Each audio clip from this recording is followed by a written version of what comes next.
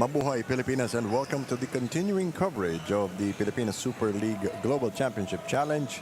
We have the Philippines represented by Davao City against Canada in the 2004 or 20-year-old and below division. The first of two matches between these two countries in separate age groups. I'm Bill Velasco, joined at courtside here at the Victoria Sports Tower by Jess Constantino. Jess, how do you size up this game? Hi, Bill. Good afternoon. You know, this is going to be an interesting ball game because during their first time that they met in the elimination, of course, Davao won by 24 points against a towering Canada team. But again, this is going to be a different ball game. This is the semifinals. As makita naman natin, yung height differential kung magmamatter ba in this tournament. Because in the elimination round, it doesn't seem like because of this guy, John Rodolfa, who's 16 points, scored 16 points, 3 rebounds, and 5 assists in their last game against the United Kingdom when the Philippine team won by 20 points, 77-57. All right, and he is not the only top performer that we're going to keep an eye on. Of course, we will look at the other team that is seeing action today, and also some undersized guards who have been outperforming the other squads. Miguel Braun, yes, wow. Yes, Miguel Braun, during their game against New Zealand when they won 117-65 is their score. Miguel Braun scored 33 points, 5 rebounds, and 4 steals. However, for this Canada team, I've heard they will be missing Lucas Brannen, who's one of their top scorers as well. So mukhang magiging mahihirapan dito yung Team Canada. All right, let's turn you over now to our Coliseum announcer to call out the starters.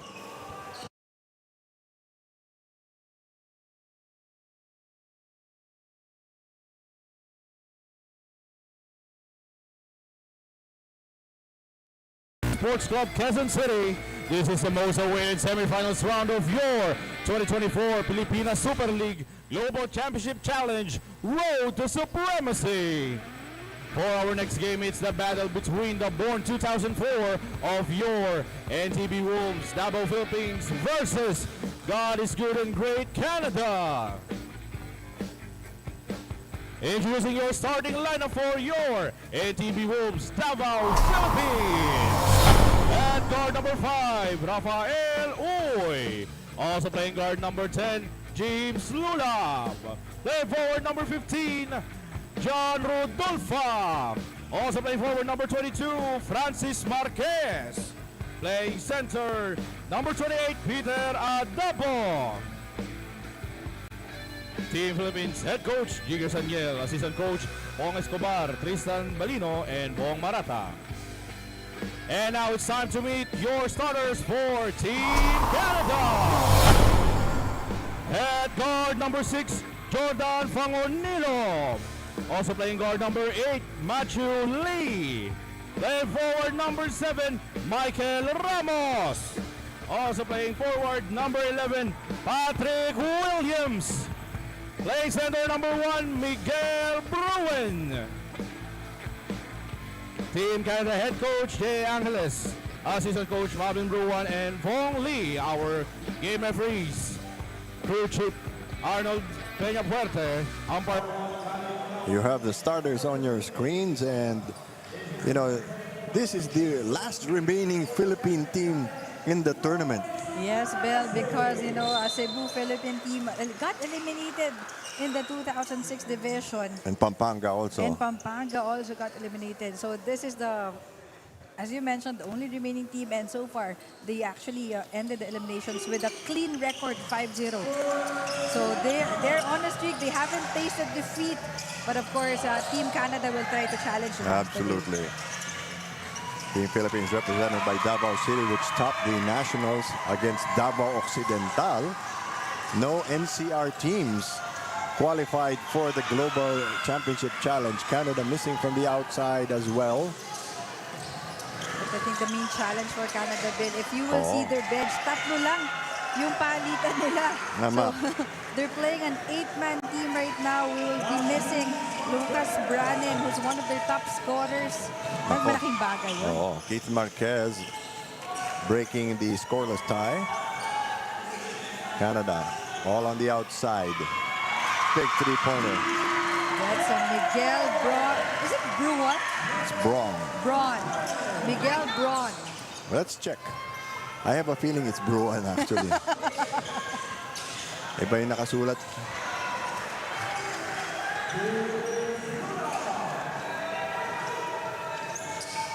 Basta ang importante, Pilipino sila. Oh. At may passport. They just look like, alam mo yun, parang talagang Nahaluan ba? foreigner, nahaluan eh. Oo. Pero sa elevator, kasabay ko, biglang nagkapampangan pa. Wala namang mga Tagalog na pumasok sa tournament na to eh. Nice pass inside the paint. Shot clock down to 8. Runner does not go. I like the patience of Philippines there, but hindi lang pumasok yung tira. Itong Canada team na to, matyaga to, Jess eh. And kailangan nilang tiyagain dahil konti lang sila, Bill. Parang tatlong players lang yung nakaupo sa bench, so they're playing with an 8-man team right now.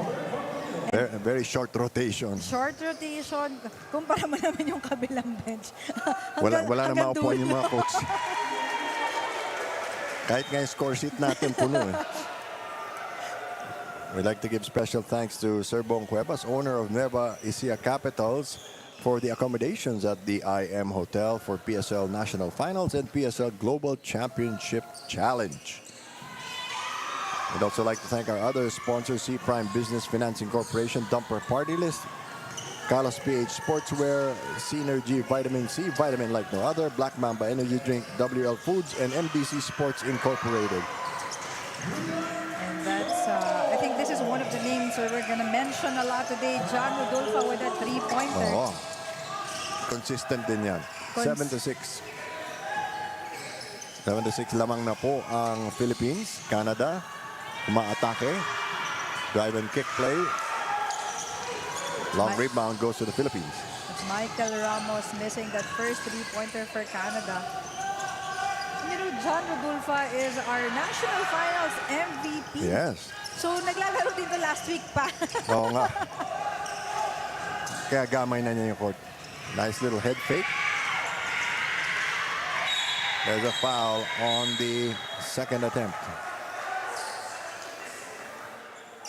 And I think there's a shock there, a surprise from, I believe that's Jordan Fangonillo from Canada. Nagulat siya dun sa foul niya na yun. So on the line right now, Keith Marquez.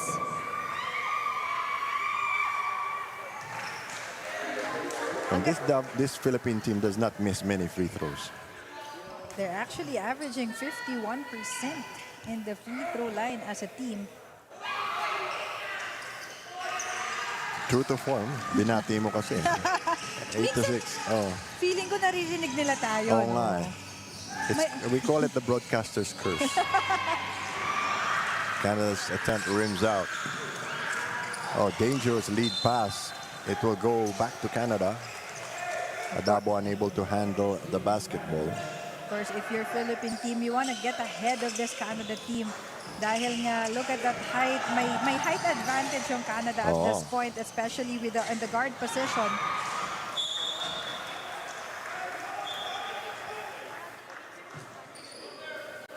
Canada trying to take advantage of their height by putting it on the floor and penetrating. Close game so far.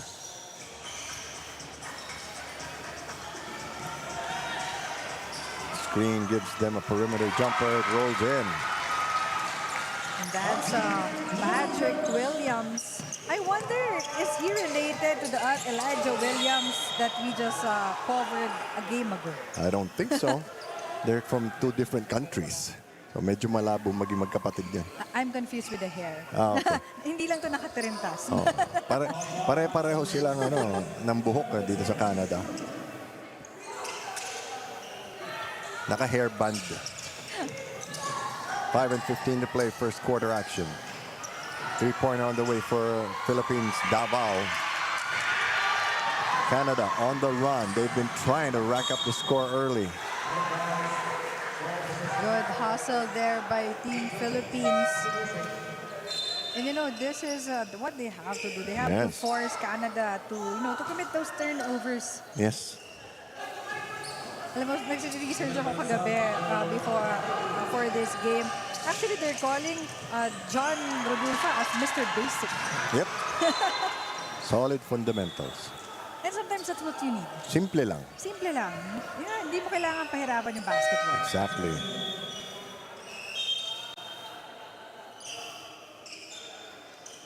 Four and 42 to play. Couple of substitutions coming in now. We are tied at 8. Philippines letting Canada hang with them. Canada more assertive in this first quarter.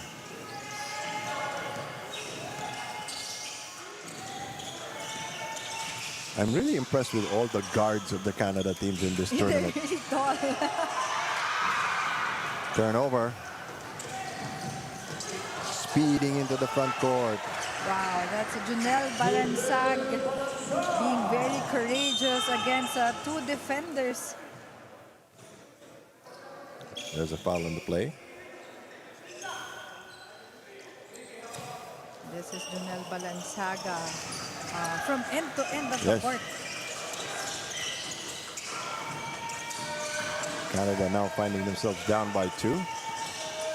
Now, at this point, hindi pa ma-feel ng Canada yung absence ni Brannan. Oh. Dribbling violation. Hindi nga mabigat yung mga hairstyle na. Actually, sir, ako never madalang ako mag-long hair. But yung ganito ka kulot pa, parang hindi ko alam how to manage it, to be honest. Paplantsahin mo ba? 10 to 8. No look pass. Adabo. Unselfish play by Rodolfo there. And he realized he's too deep underneath the basket. Yes. Si Adabo is the kind of player who would run through a brick wall for the team. I have to say his name slowly. Baka iba ulam masabi ko. Ulam. 3 minutes to go. Philippines setting up an outside shot. No, it's a decoy. From the corner, yes. I love the ball movement of Team Philippines. John Rodulfa gives them a 7-point lead, and now Team Canada will need a timeout after this play.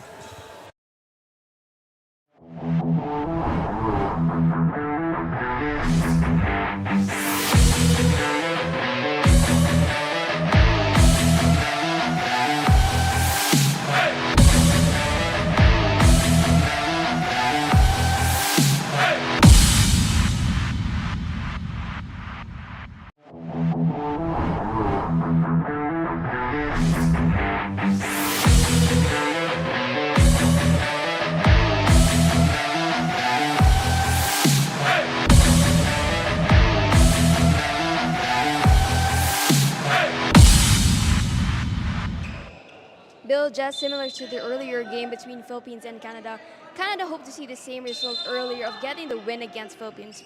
For them, they have to keep pace, take care, and take one game at a time and have a championship mindset. Despite a short rotation in the absence of Lucas Brannan, they're very much confident that they can beat their opponent. They just have to play as one. Bill, Jess. Well, this is the last game that they will play if they lose. 15 to 8 is our score. You know what a tough situation to be in. You're one man less, and then you're facing an undefeated Philippine team. It's gonna be a mountain to climb for Canada. Dapat hindi nila hayaang lumayo na ngayong maaga pa. There's a violation. One more free throw. You know, again for Team Canada, they just have to manage the lead. You know, kailangan hindi again sobrang lumayo. And the first 5 minutes of our ball game, talagang nakakadikit naman sila dito sa Philippine team. They just have to sustain that. Absolutely. 2 and 22 remaining.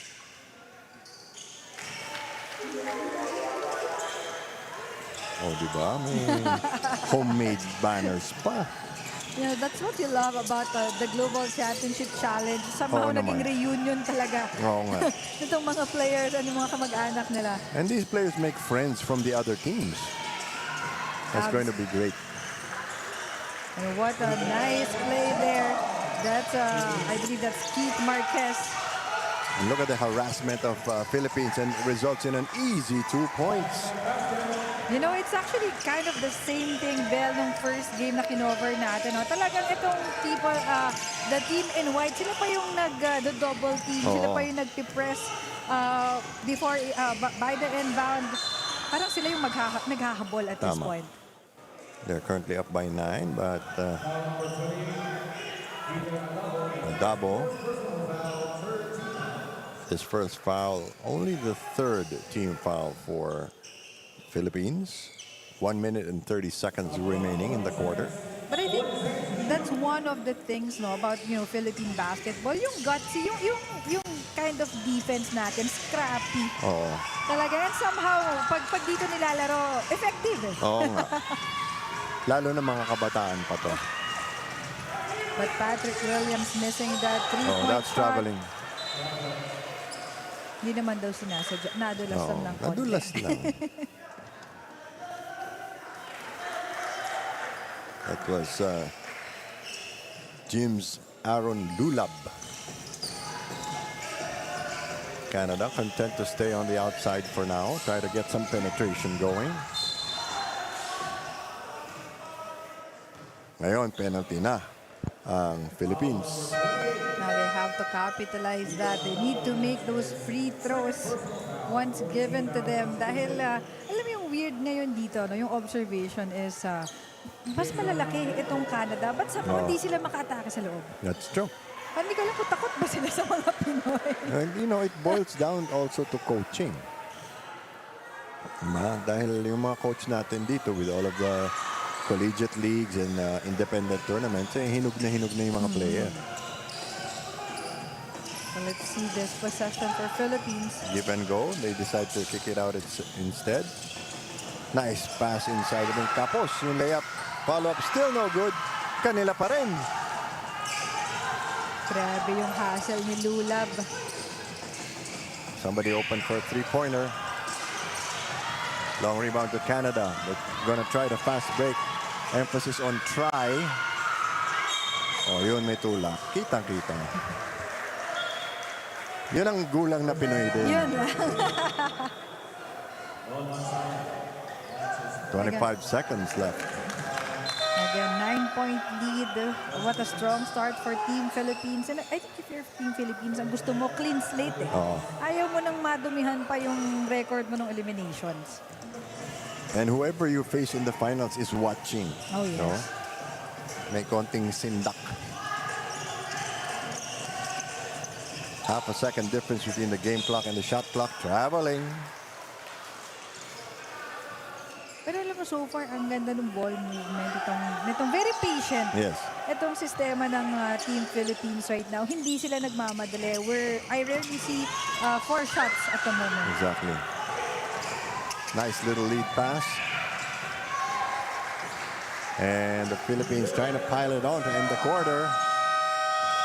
They're up by 11, 21-10. Canada has to find some firepower and fast.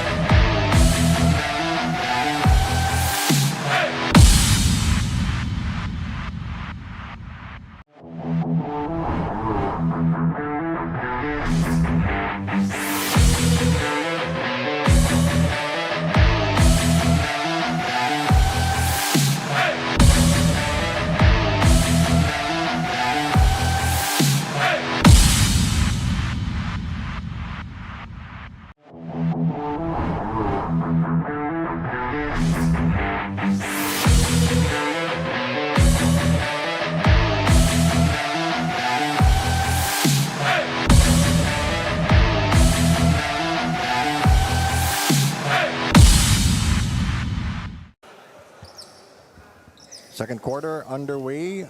Team Philippines with a sturdy 10-point lead over Canada.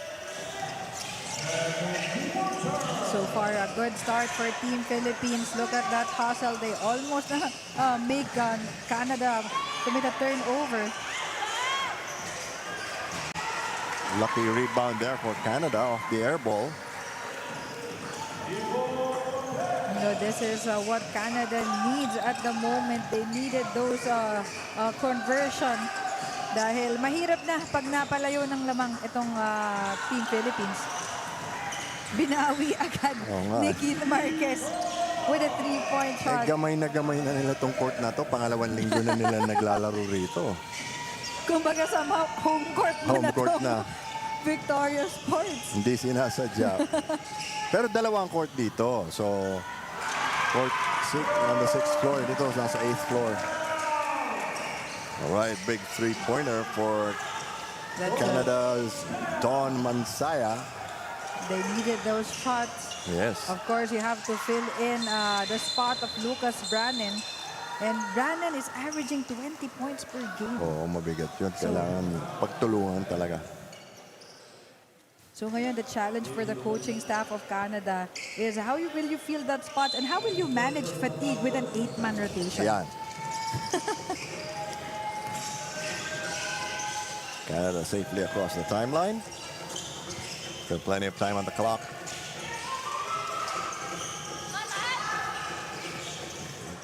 They're being denied the penetration.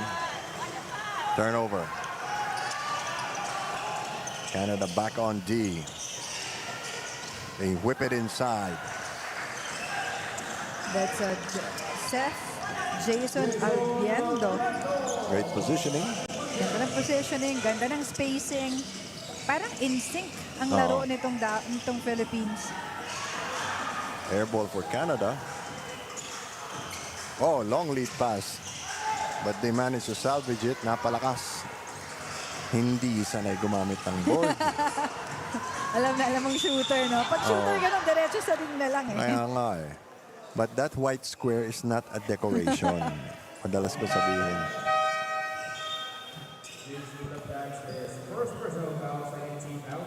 As we can see, nagsasub na itong Canada.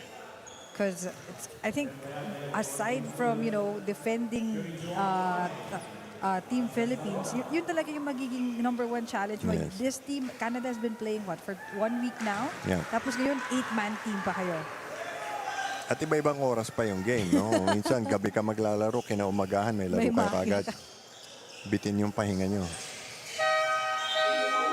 As Miles Escalona making that free throw shot. Ayan.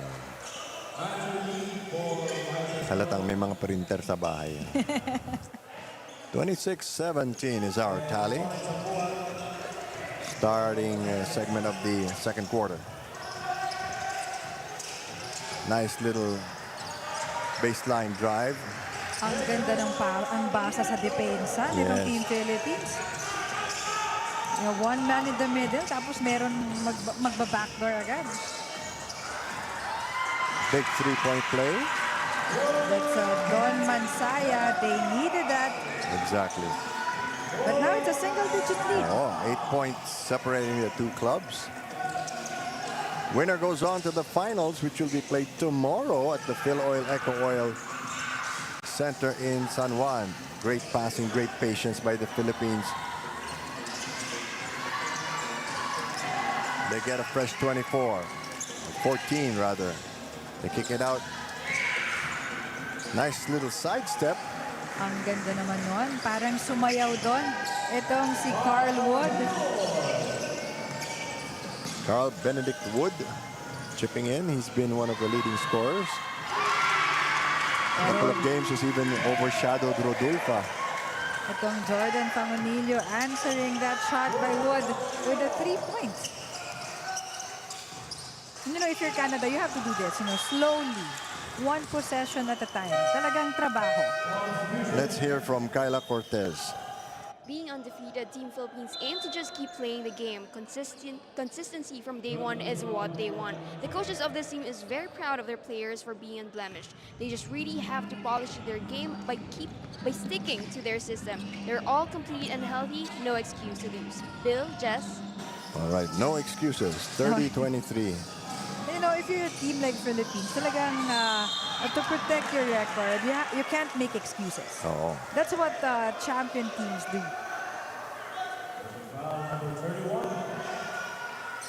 As we have on the line, this is Matthew Lee for 2 free throws.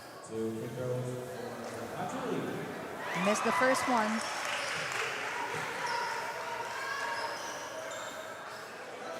Mahirap din talaga yung ikaw yung coach tapos yung ganyan nagme-mintis ng free throw, they throw the ball away. But you know, actually free throw is one of the hardest shots to make. To be Nakakailang honest, no? nakakailang.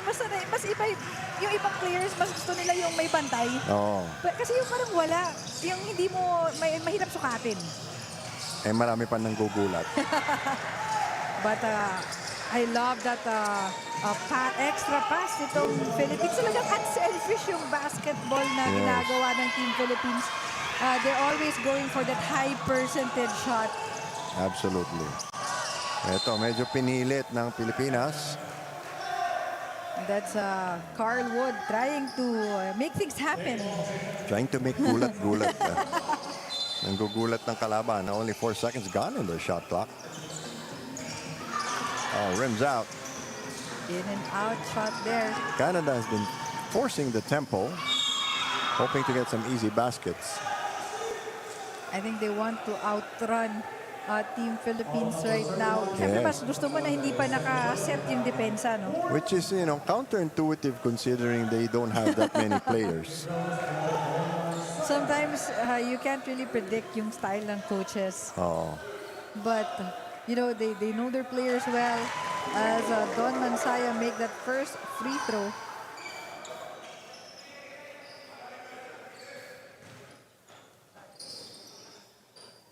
(32-24). Make that a 7-point lead.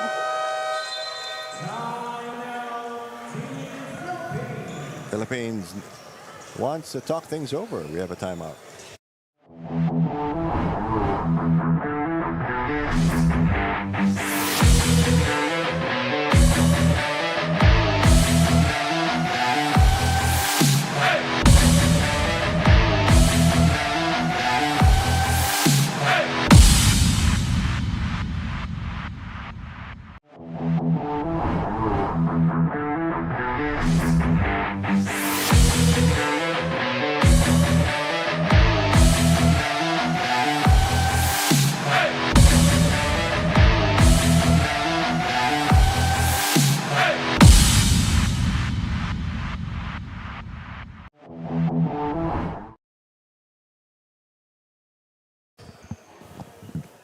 (32-25), low-scoring affair here. And if you're Team Canada, you should be getting a little worried you're not getting the points. Of course, that's what you have when you don't have Lucas Brannan. They have to fill up that spot for him. Yes. So far, Don Mansaya is trying his best, but you know, we needed more. We actually haven't heard from Miguel Braun at the moment. Totoo. Canada trying to run it up. There's a foul. They've been fishing the fouls, but they're not really making the free throws. And you know, that's as a coach, that's what we need to address. Because sometimes free throw might be the game changer. As we have Jordan Fangomilio on the line. Yes.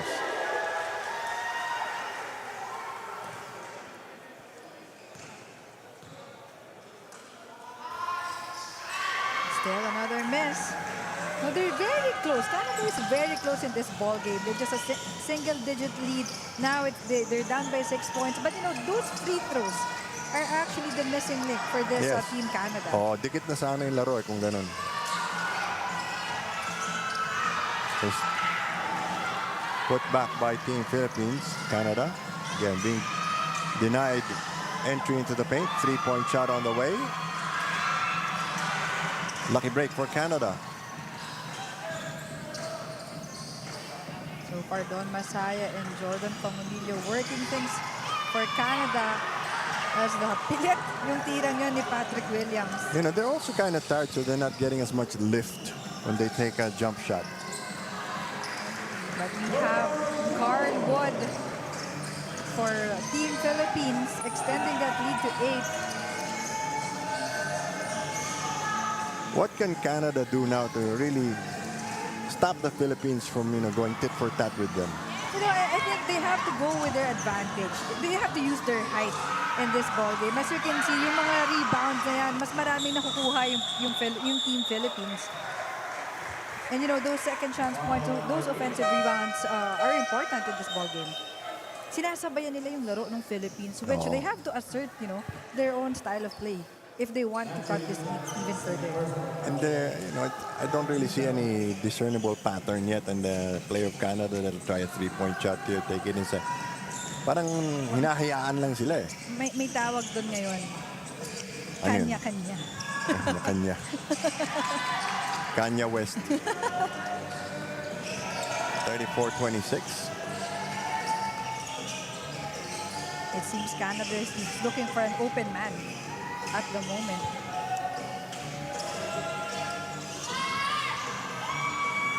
Oh, sayang, they needed that. Well, they needed that too.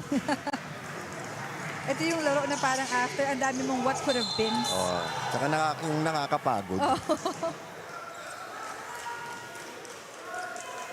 I think Cyron Ambuat is asking, wala daw foul yon.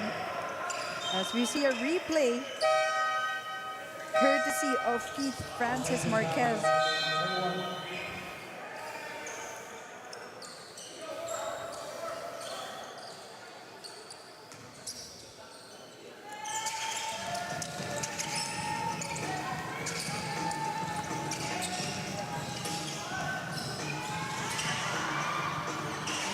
And look at that, Miguel Braun finally. Bruin Is daw it eh. Bruin? Bruin. Bruin. Okay, thank you for correcting us. Leads cut down to 6 points. You know, they're stuck at 6. Yeah. They're stuck at 6. All those free throws, yung dalawang possession kanina, all those, the what could have been That's for the hump. Canada. That's the hump for them.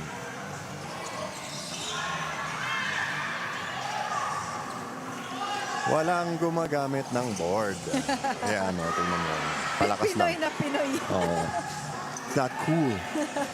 36-28. Canada still in it, but they have to be careful.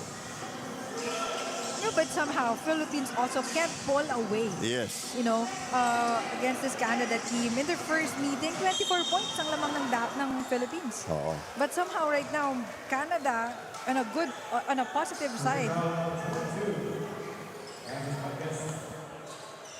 Nice little escape there. Simple change of pace. Final 14.6 seconds. Finally, a free throw made. That's by Michael Ramos. Kita ko yung hingal nila sa TV. Oh, ano man.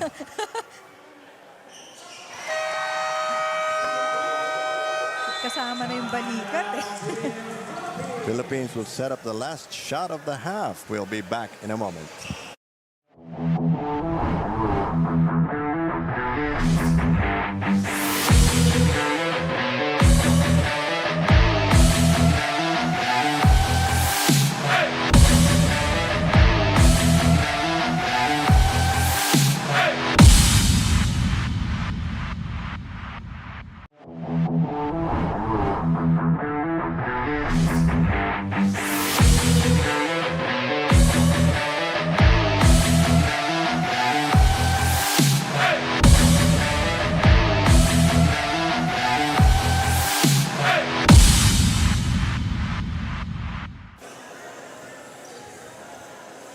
Team Philippines calling a great timeout because they want to make sure that they have a better percentage shot to end the half.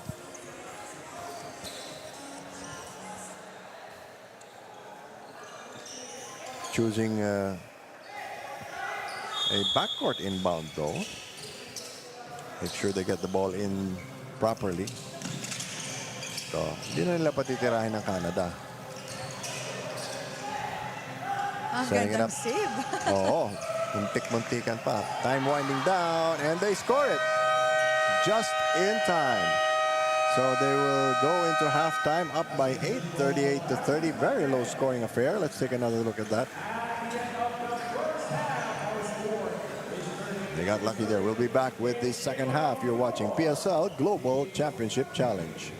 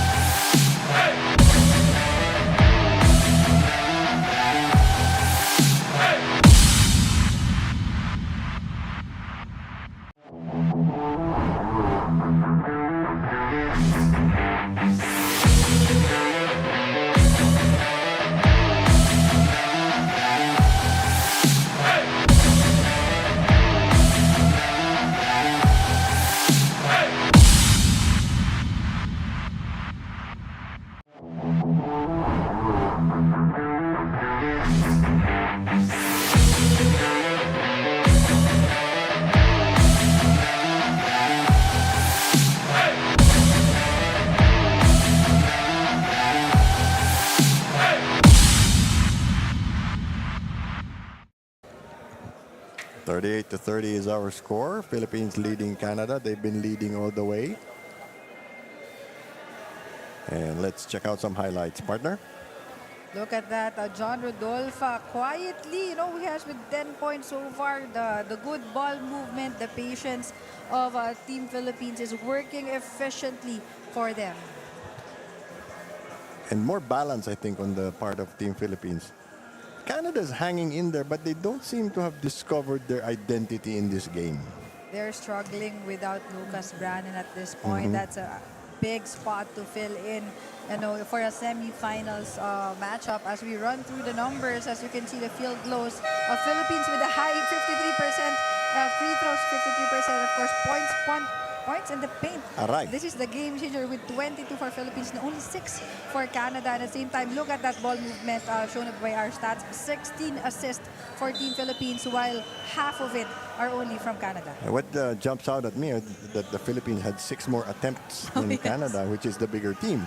Even with rebounds, they have more rebounds, 21 versus 17 only of Team Canada. But so far, everything is working well for Team Philippines. But having said that, Canada's only down by 8. That's actually a good point. I think this is also showing how Philippines is having not much of an attempt in our first half. Yes. But so far, because they're going for those high percentage shots. Except for that time. They're pitching away from 3-point range. I don't know why. Maybe they're trying to establish themselves from the outside. Canada pretty much giving them open reign. Philippines forces the ball out of Canada's hands. Great ball movement. They try to attack the basket, give it up for a short-range jumper. They get the ball again. Look at that hustle. Again, they para silang magnet. Oo. Kung nasan yung bola, nakita mo yung katawan nila, doon papunta lahat. Check natin yung bola mamaya. Baka meron nga. And it trickles in. And that is by James Lulab.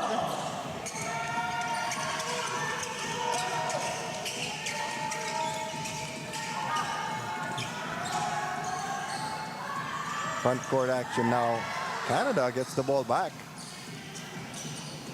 They will try another one. Yon, malaki yon para sa Canada. Michael Ramos contributing to Canada. So early run here by Canada. They're just down by 7 now. There's a foul on the ensuing offensive thrust. And Keith Marquez waiting for that contact. Maraming player na magaling pasabit. Talagang makita mo nag-abang eh. Oo. Nag-abang ng ilang segundo bago tumalon. Nakita niya tumalon na yung defender niya. Tsaka rin siya tatalon.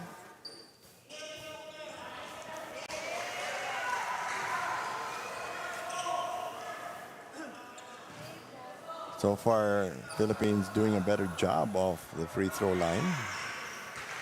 There you go. They wanted to pull away from Team Canada. But so far, medyo hanggang ngayon single digit yung lamang nitong Team Philippines. Canada showing a little more teamwork in this period. They put it on the floor, attack the basket. There's a foul. Hindi na niya tinira, pinasa na lang, sayang. Could have been continuation. Michael Ramos. Talagang Pilipino yung mga apelyido eh. Hindi mo may pagkakaila na Pinoy itong mga to. Block upstairs, foul downstairs. And that's Nico Mortel. I think we're seeing him first time in action today. Naabangan mo pa yan kanina, di ba? Kasi trabaho natin. Yeah, syempre kikilala natin yung mga players. Oo naman. And we will leave it at that. Yun lang ang problema. Again, as mentioned, these free throws are hounding Canada in this ball game. Kung na-shoot nila lahat ng free throws, siguro talagang pantay ang ating score ngayon. And that's not something you can fix during the game. Oh, yes. 41-34.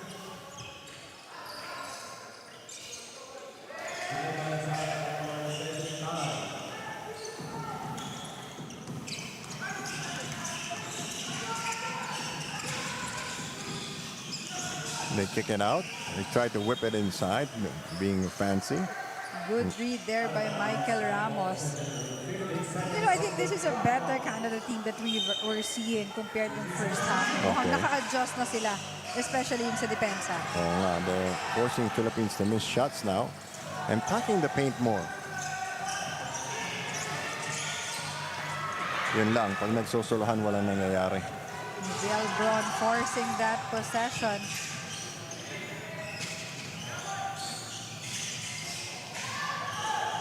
Opportunity for Philippines, no. They are not able to cash in on this offensive, but luckily they're getting the boards from the corner. Yes. Isang attempt pa daw from Junel Balansag. Suddenly it's a 10-point lead. Of course, those 3 points by Balansag is big. But we have a foul there. Offensive foul, and let's get an update from Kyla Cortez. Bill, Jess, Canada may not be the one who led the first half, but they're playing tighter and tougher this time. Their coach reminded them that basketball is a five-man game, that one player's mistake will be the team's mistake, so each has to do their part.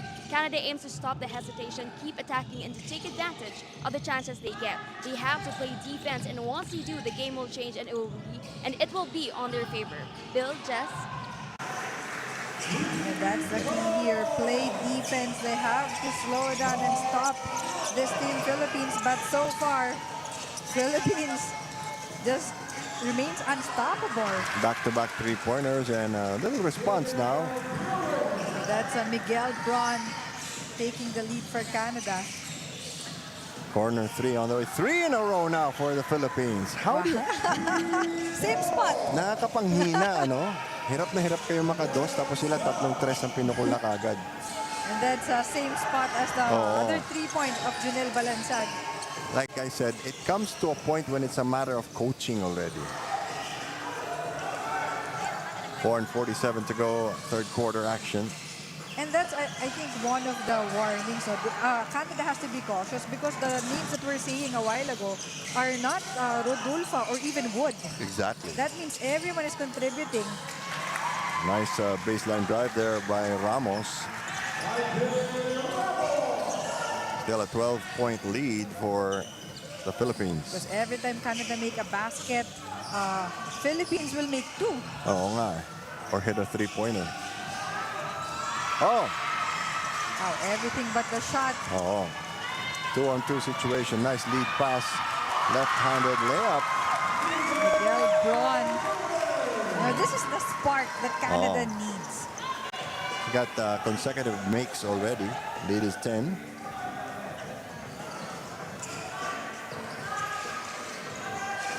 Philippines looking downstairs. Canada forcing out the low post threat. 3-point shot again. Not this time. Rodolfo missing that 3-point shot. Is now Michael Ramos with the basketball. He gives it up. Unlucky on the penetration. There's a foul. I think naghahanap dun si Don Masaya ng foul dun sa attempt niya na yun. And you know, sometimes as a player, you can't assume that there's a foul until Yes. you hear the whistle. Yes. Kasi dun nawawala yung momentum mo, dun Totoo. bumababa yung energy. Nagdadalawang isip Oo, ka. nag-hesitate ka eh. Approaching 3 minutes to go. Still Philippines. But not a safe lead. It's only 10. Not a safe lead.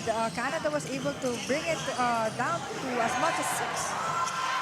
But you know, may hump itong Canada. May hump na hindi pa nila na-overcome at the moment. They will get another golden opportunity to come back in this game. Still plenty of time. 2:57 and one more quarter. Ramos gambling on a three-pointer, and he wins the gamble. Lead is down to 7. That's big for Michael Ramos. And I think that's a good positive, that's a positive side for Canada. Talagang everyone is trying to contribute. Yes. Philippines tries to respond in the same manner, and they do. Kaso binawi agad ni itong Keith Marquez. Yun ang sinasabi ko, nakakapanghina. No? Canada trying to get a fast break. Or rather, they steal the fast break from the Philippines. Ramos will try again and gets it again. Wow, Ramos is on fire. Yes, he's on a rampage in this quarter. Ang hirap ito. Ang ganda ng tinatakbo mo, pero babawiin ng kabila. Oh, corner 3 all day for this. In and out, they get the ball back. Fresh clock. They take it inside. Corkscrew shot. The ball goes to Canada. 1:32 to play in the third quarter. But Lee is down on the floor. Papahinga lang. Mukhang natamaan siya ni Peter Adabo. Nagkabanggaan lang naman. All right. Pinoy na Pinoy. Pinagpag lang. Pinagpag. Ilakad mo lang yan, ayos na. Precarious situation now for the Philippines. Canada is on a roll. They kick it over to the corner. Not this time. That could Nothing have been there. big. Yes, could have cut the lead down to 4. Instead, Philippines will use up some clock here. Somehow the defense of Canada really slowed down itong offense ng Tama. Philippines. Talagang Tama. may hesitation na sa tira. Pero yan, si Chef Bayate didn't hesitate on that shot. Lead is back to 10. Less than a minute to go. Nice little teardrop there by Miguel Bruan. I have to ask that. Is it Bruin? It's Bruin, Bruin. like Constantino. It's Constantine. Ayan. Very clean game, despite all the rebounding tussles they get themselves into. So far, we're seeing a really good basketball Oh, right yeah. now. Not too many fouls in this quarter. Yes. It's just really system versus system. Letting the players play. They tried to get it baseline. Instead, they go to the corner. Still nothing there. 2-on-1 fast break. And that is Keith Marquez with that fast break.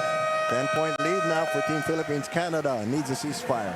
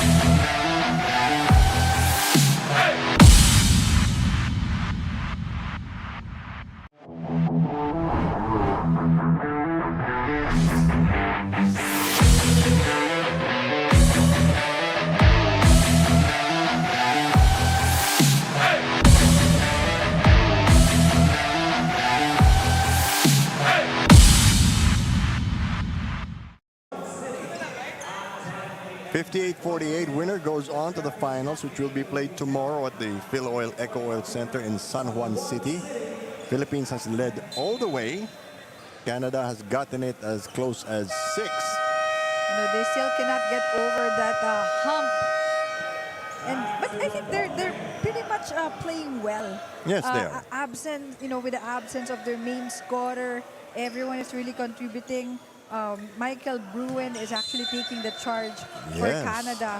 But so far, they hadn't really gotten over that 6 lead hump. He's got at least 8 points in this quarter, maybe 11. Yes, he's still on fire. But this guy, 3 3-pointers in this quarter, or rather in the second half. In the second half, Michael Ramos trying to cut down that lead. However, laging may answer Oh, itong Team Philippines. the defensive stop there by Team Canada, but the Philippines still has possession. Another open three. No. Sila pa din. Oh, they're getting all the long rebounds. Another open three. Nope. They put it on the floor. There's a foul. You like that correct spacing. Ang ganda ng box out itong Team Philippines. It was actually, 3 versus 1 kanina. Pero sila pa rin yung nakakakuha ng bola. You know, sometimes that's what they say, yung old-fashioned, di ba? Parang basta may height, you can get a rebound. But now it's really about playing smart. It's about correct positioning. And actually looking where the ball will bounce. Shem Joshua Bayate giving them a 9-point lead. Ito kasi nangyayari para sa Canada, sagutan eh. Nakikipagsagutan sila ngayon. So they have no problem on the offensive end. Yes. It's the defense that needs to be adjusted. You know, this is the last quarter. This is the only chance to cut this lead if they want to make it to the finals tomorrow. Ramos finds a better line of sight. Diretso yun eh. Oo. Yung lakas na lang. 60-51. Philippines with another golden opportunity to expand their lead. Yeah, but this guy has been having a bad day at the moment. Ito si John Godulfa. Oo nga.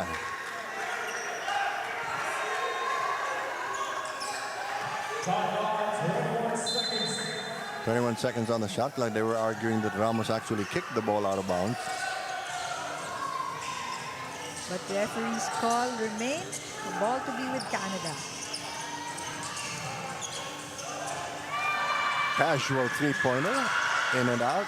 Wow, Peter Adabo securing Oh. that rebound. Kita-kita mo siya from that number of heads. Oo. Angat na angat. Big three-pointer and one. And he like it. That is Janelle Balansag. He's been trying in that same spot. Oo. 12 na ang kalamangan ng Philippines. Canada needs to regroup.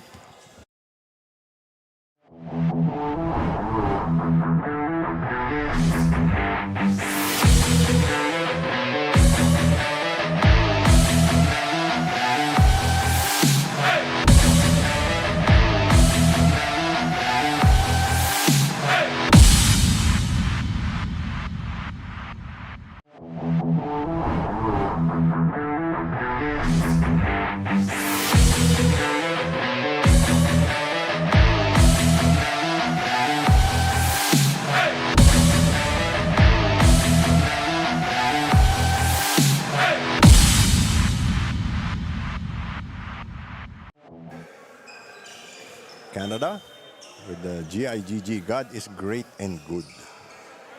Or God is good and great. Sorry, my mistake. 7:45 to go. Canada still trailing. They can't seem to crack that 6-point barrier, but now it's 12. What would you do if you were Canada? Definitely, yung offensive side na address na nila ng third quarter. But for this remaining half, they somehow need to make stops. Dahil, yun nga, they cannot trade baskets at this time with Philippines because Philippines is ahead now by 12. So, you know, they have to make stops. They have to convert, and especially kanina yung mga free throws nila. Yan. I think yun yung mga what could have been, yung mga what ifs na titingnan nila in this ball game. Well said. And like missed layups. Philippines trying to force the tempo. They're always looking for a better shot regardless of distance. Oh, yes. This Philippine team, very unselfish basketball that we're seeing right now. Adabo doing all of the dirty work. Yes. Ito yung parang yung tagalinis ng lahat. Swiss Army knife. In case of emergency, call Adabo. You know, yung mga ginagawa niya, you don't see on the scoreboard. But these are the intangibles. These are the things that's important in a basketball game. Naubos na oras ng Canada and they did not realize it. That hurts. That hurts. And you know what? The defense, yung depensa ng Philippine team, hindi nagbabago. Yung energy, you like the consistency. No, walang tumitingin sa oras. Walang nagre-relax actually. Canada is starting to run out of time. And The lone remaining Philippine team trying to make a difference here. And look at that. Another 2 points by Keith Marquez. Ang simple ng basketball ng Philippine team, no? Yes. Parang pag nag-basketball clinic ka, ito yung lahat na tinuturo. Walang masyadong creative ways. Talagang simple basketball. Walang maarte. Walang maarte. Good short stab there by Patrick Williams. We have a timeout.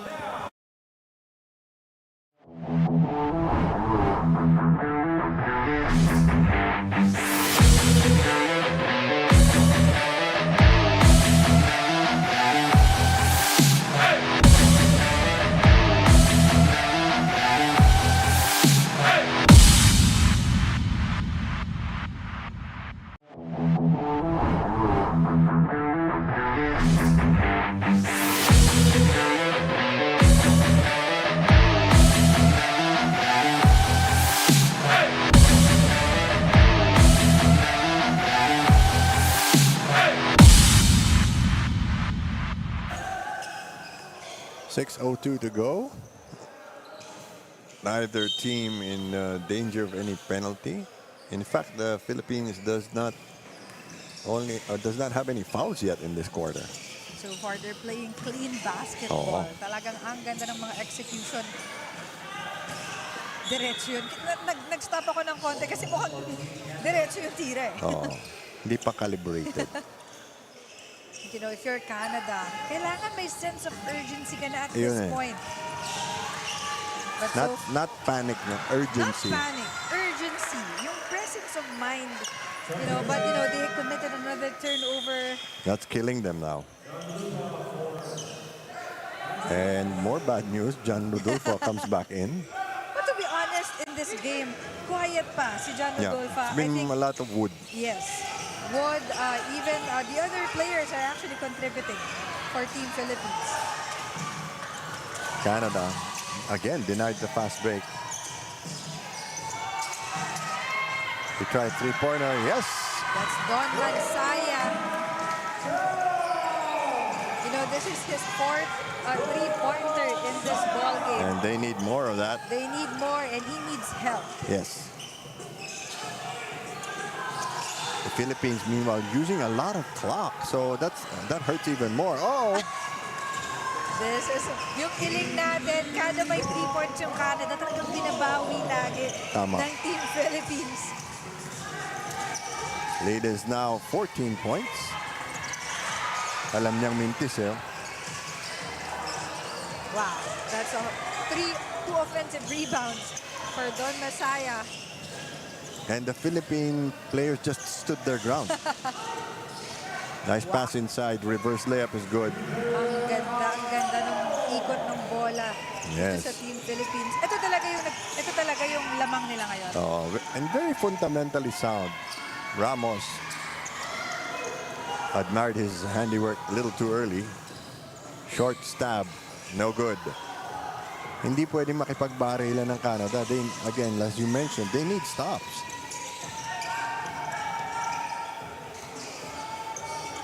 Long two, goes in. Long two by Michael Ramos. Pero kita na rin, Bill, yung pagod Oo. dito sa Team Canada. I wonder how many substitution already had happened.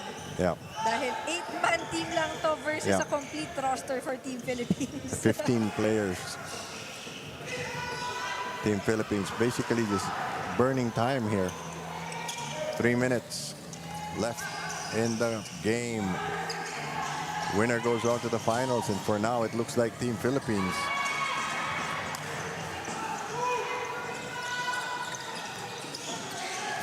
Slowly becoming statistically impossible for Canada to come back. Philippines scores this. It might be over, but ito, buhay pa.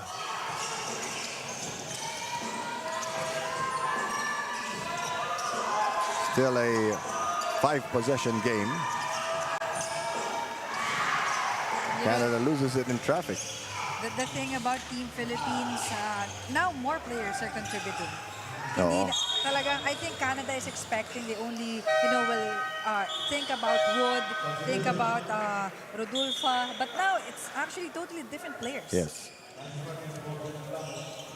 2:19 to play. 14-point advantage for Team Philippines. Some more subs came in. They're looking for Ramos, but he's on the opposite wing. Ubus na yung baterya Oo. ni Don Mansaya. They're out of ammunition already. And you know, if you're Don, of course, you played more minutes now. Yeah. He really tried to step up and carry Canada on his shoulders. Plus the tension. Last 2 minutes. 72-58. The Philippines basically riding on 2 spurts, one in the first and one in the third. Look at that, Rodolfo. They're gonna make use of the time. Yes. Shooting in the last 10 seconds. They almost steal the ball there. Talagang alam mo, kahit sila yung lamang, sila talaga yung naghahabulpen. Tama. Yung laro nila, talagang hindi pa bumababa yung energy. Team Canada needs another timeout. We'll be back.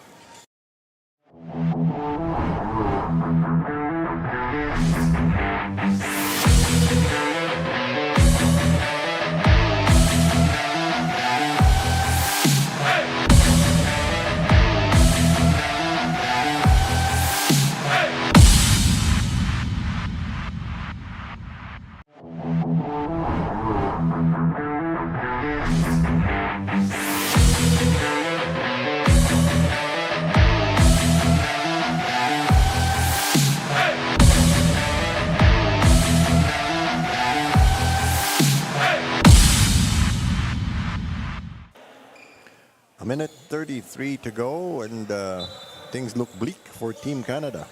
You know, they had their chances during our second and third quarter, but so far talagang yung 6th minute barrier, yung 6-point barrier, hindi talaga na-overcome itong Canada. And right now, All right. Miguel Bruin still trying for Canada. The lead is 12. Neither team in danger of penalty. They aborted the give and go. Shot clock at 8. They're waltzing into the paint, trying a 3-point shot. Air ball. Foul on the play. There's a foul on James Lulab. Pero the thing talaga, hindi natin nakita yung urgency ng Canada. Talagang parang yung pacing ng laro nila hindi nagbago nitong fourth quarter. Long bomb does not drop for Canada, and that's about it. Look at that. Still, Team Philippines fighting for that rebound pa rin. Nag-iingat na talaga, no?